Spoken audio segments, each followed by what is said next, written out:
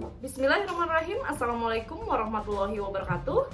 Bertemu lagi dengan saya, Neng Hesti SPD, pengajar geografi di SMA Negeri 1 Bantarucek, Provinsi Jawa Barat. Pada pertemuan kali ini, saya akan mencoba memaparkan materi tentang pola keruangan desa dan kota. Tujuan pembelajaran pada materi kali ini melalui kegiatan pembelajaran dengan pendekatan kontekstual dan metode blended learning, diharapkan peserta didik dapat memahami struktur keruangan serta perkembangan desa dan kota, serta berpikir logis, kritis, dan rasa ingin tahu, bertanggung jawab, dan terampil memahami struktur keruangan desa dan kota. Pokok bahasan yang akan kita bahas pada materi kali ini yaitu pertama, konsep desa, kedua, klasifikasi desa, ketiga, pola pemukiman desa, dan keempat, fungsi desa sebagai hinterland kota.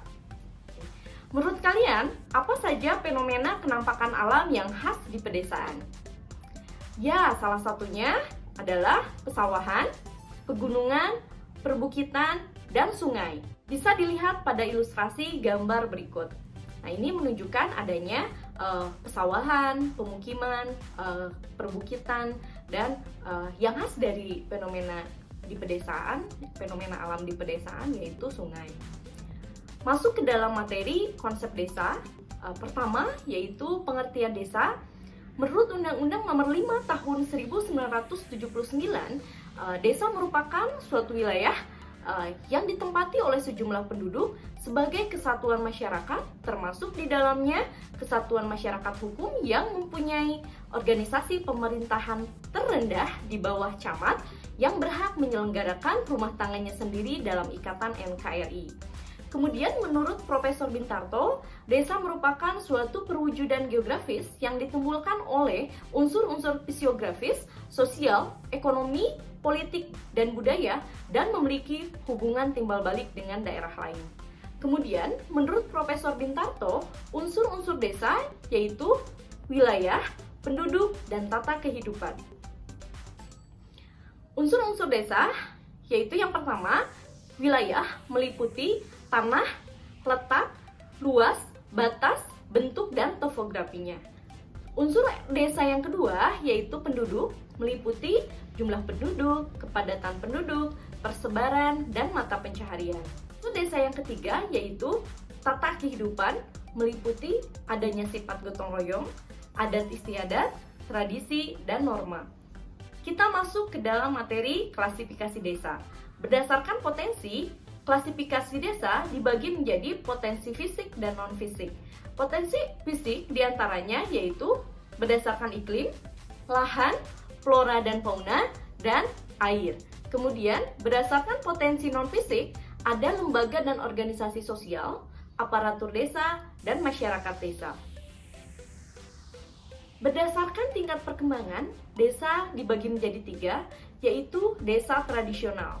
Ciri-ciri dari desa tradisional, pertama, kehidupan masih terikat oleh adat istiadat, kemudian lembaga-lembaga yang ada masih sederhana, tingkat pendidikan masyarakatnya masih rendah, jumlah penduduk yang jarang, kemudian kegiatan penduduk dipengaruhi oleh alam.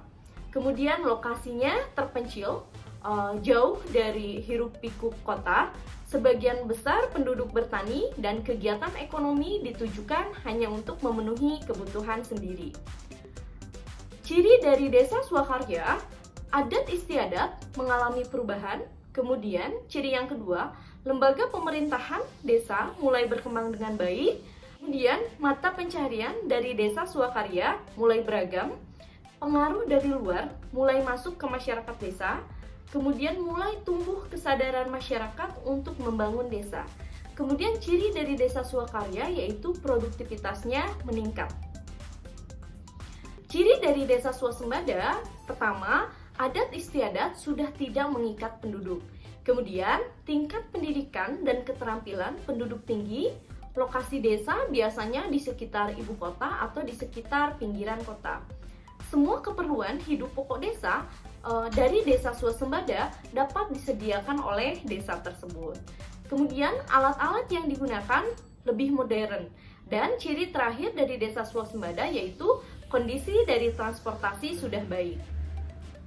Kemudian klasifikasi desa berdasarkan aktivitas masyarakat itu dibagi menjadi 3. Ada desa nelayan, ya, ilustrasi gambarnya sebagai berikut. Ini merupakan desa yang berada di pesisir pantai. Kemudian yang kedua, desa agraris.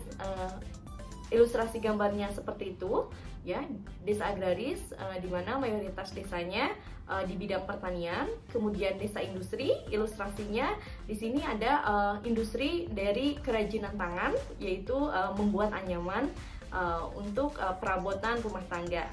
Masuk ke dalam materi pola pemukiman desa. Pertama, pola pemukiman memusat.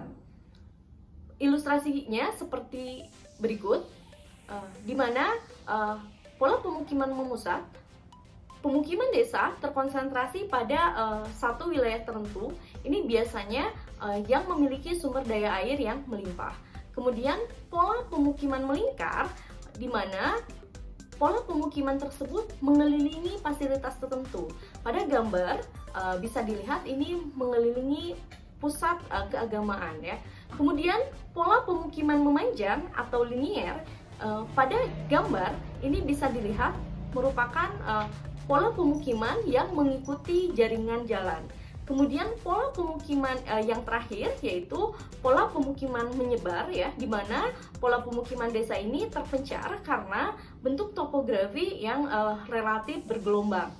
Materi yang terakhir yaitu fungsi desa sebagai hinterland kota.